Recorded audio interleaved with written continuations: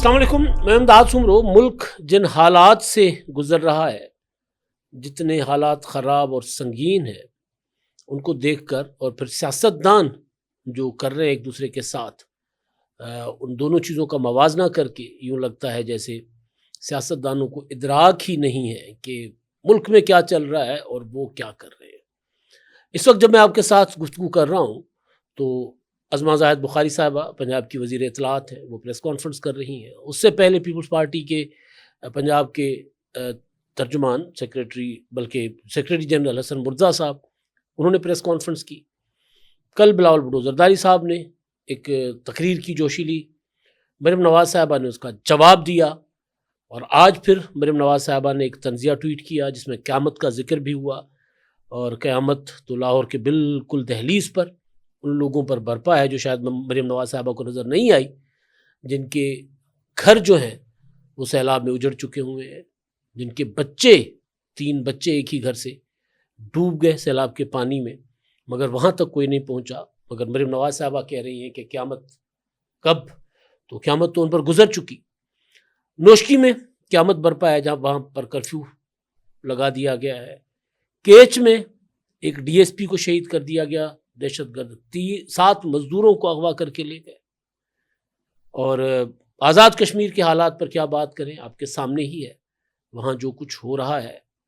اب تو وزیر اعظم کے سیاسی مشیر رانا ثناءاللہ صاحب نے یہ انکشاف کر دیا ہے کہ لڑنے والے وہی ہیں جن کو ہم نے تیار کیا تھا۔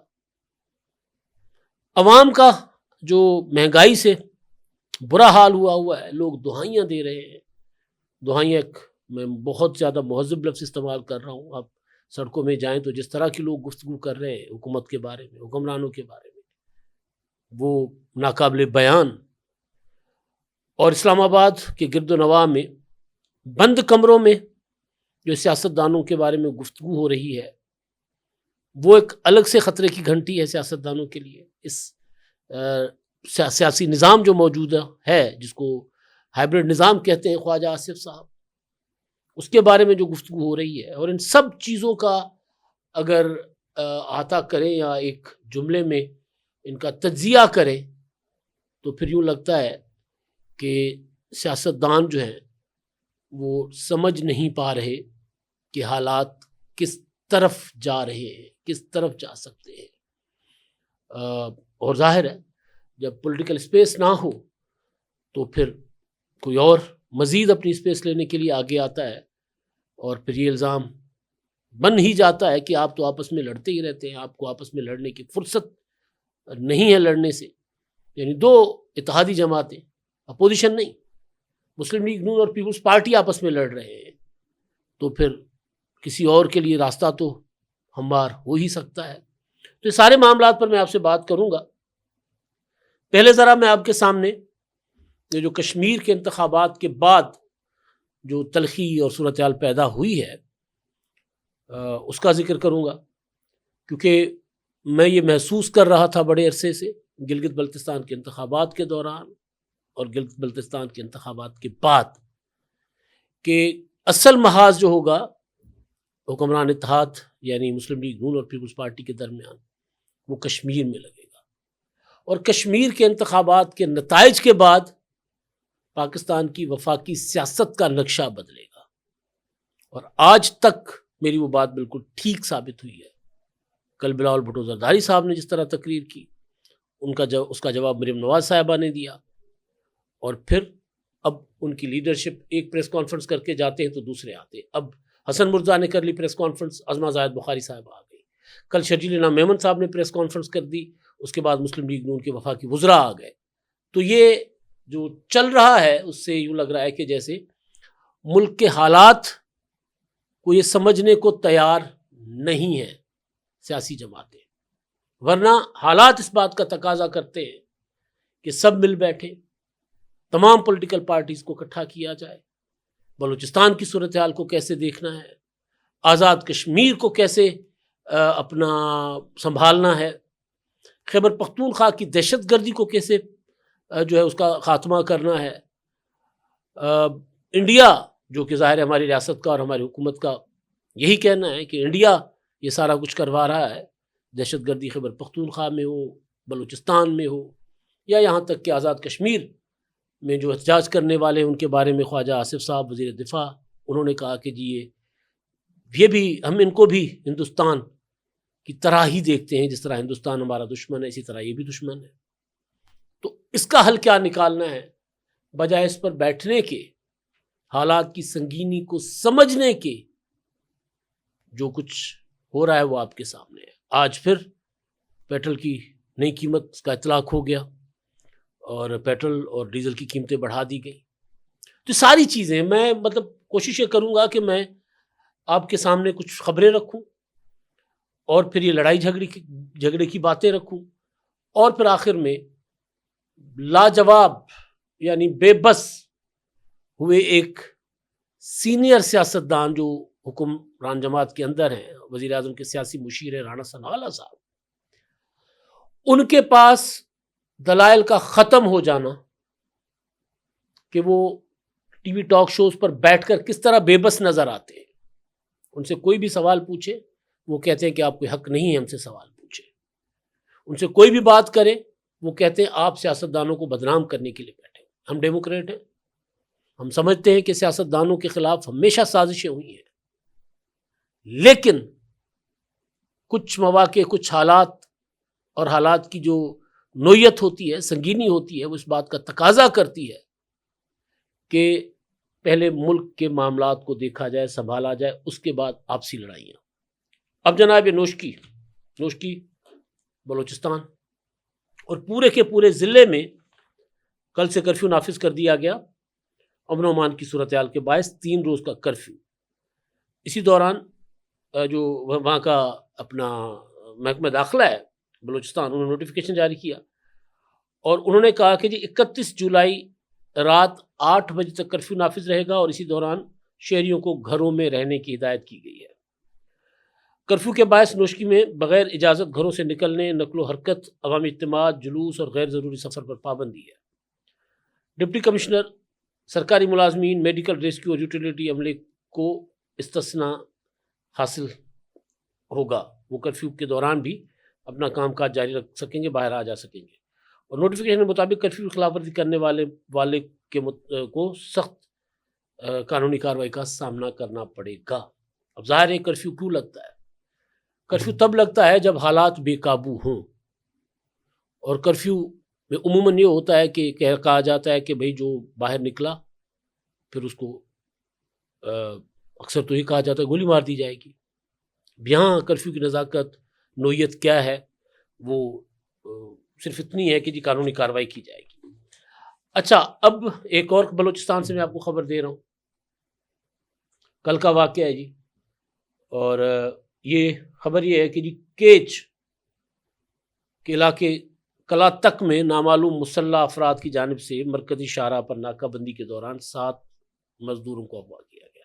یعنی مسلح افراد نے سڑک پر ناکہ لگایا، وہاں سے 7 مزدوروں کو اغوا کیا، اور اغوا کیے گئے مزدوروں میں 4 کا تعلق پنجاب سے اور 3 کا تعلق خیبر پختونخوا سے ہے، جو کلا تک میں مزدوری کے بعد تربت واپس جا رہے تھے، اور تلاشی لی گئی ان 7 مزدوروں کی، ان کے نام بھی سامنے آ گئے ہیں، تیمور ولد رفیق، وزیر ولد رمضان، ارشد ولد رفیق، یہ لگتا ہے 2 بھائی ہیں، پرویز ولد محمد، بشیر یحییٰ امجد۔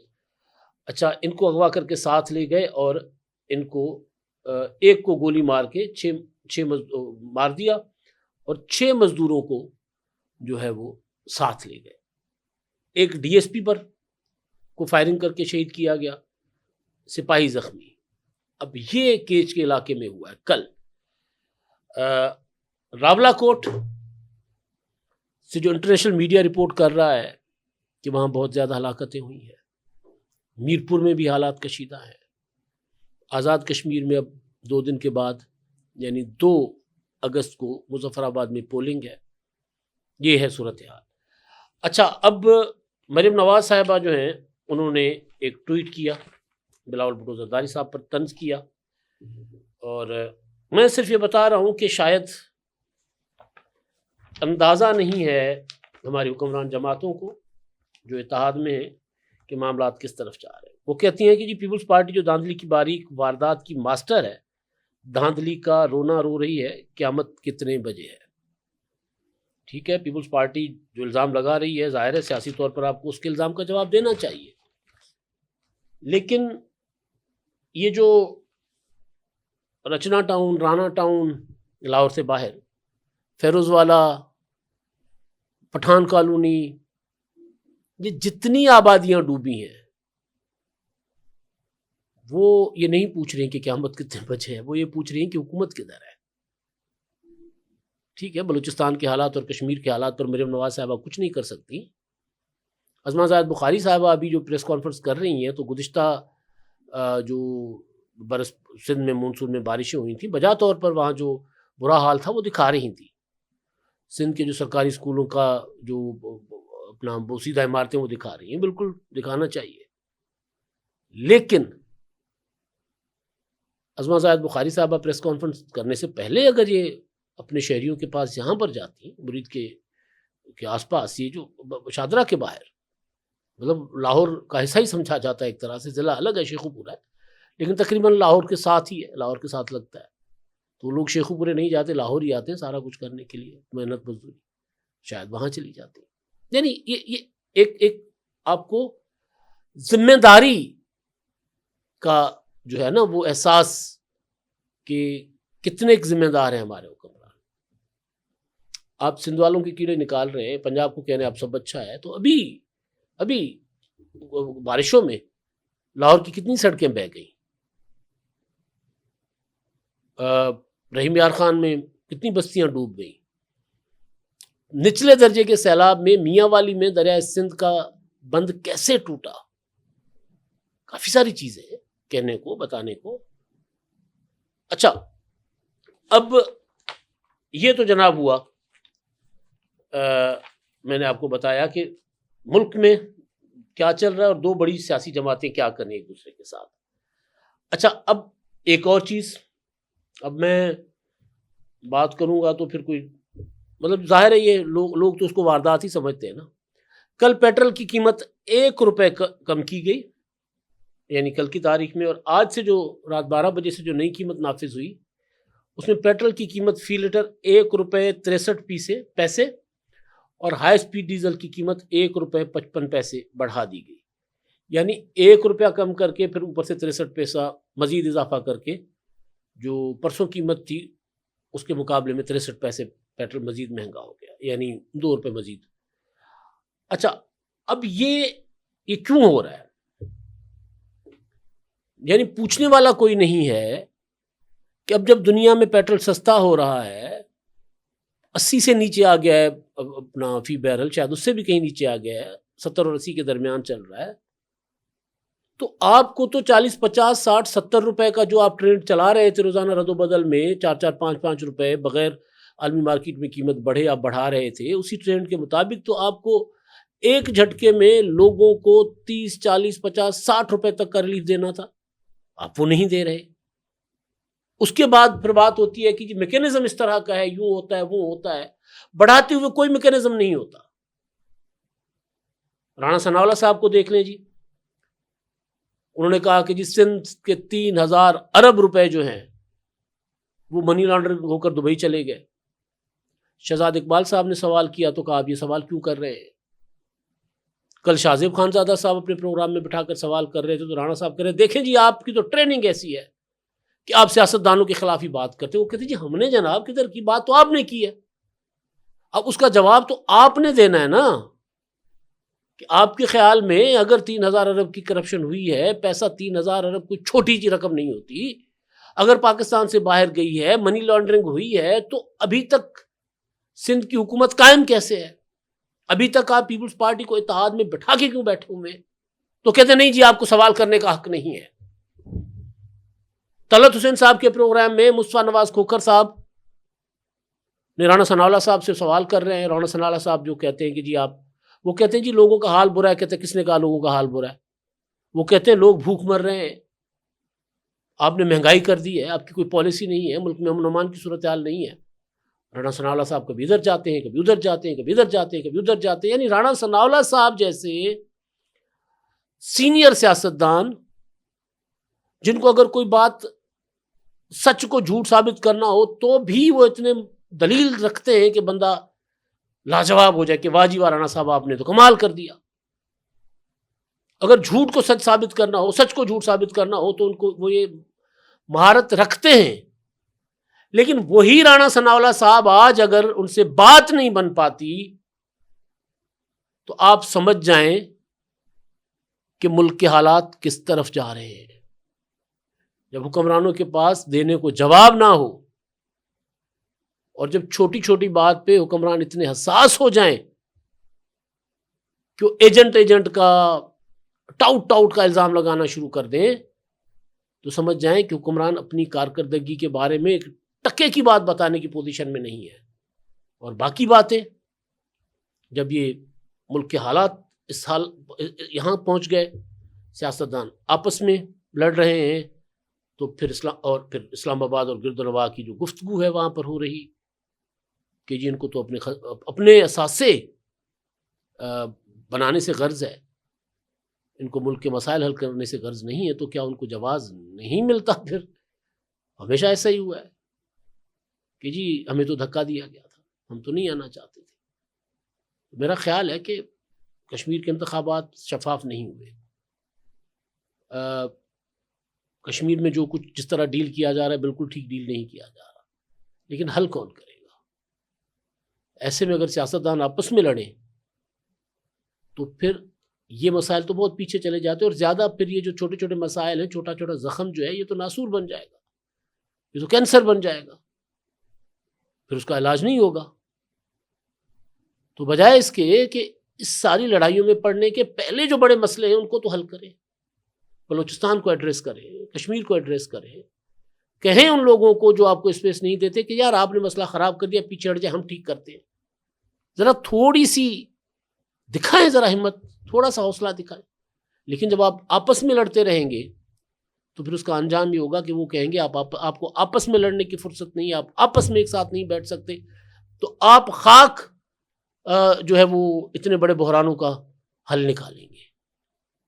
بہرحال یہ جو چل رہا ہے اچھا نہیں ہے، ٹھیک نہیں ہے سب کے لیے اور نظام کے لیے.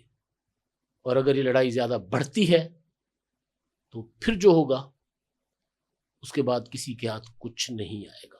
اب تک کے لیے اتنا. اللہ 999 کمیونیکیشن، ڈیجیٹل میڈیا اور یوٹیوب چینلز کی دنیا میں بڑی کامیابیاں سمیٹنے کے بعد اب ویب نیوز، ویب چینل اور یوٹیوب نیوز چینل کی طرف قدم بڑھا رہا ہے، جس کے لیے ہمیں ملک بھر میں رپورٹرز کی ضرورت ہے. خواہش مند حضرات و خواتین نیچے دیے گئے نمبر پر رابطہ کریں. What's app +92 309 1226 999.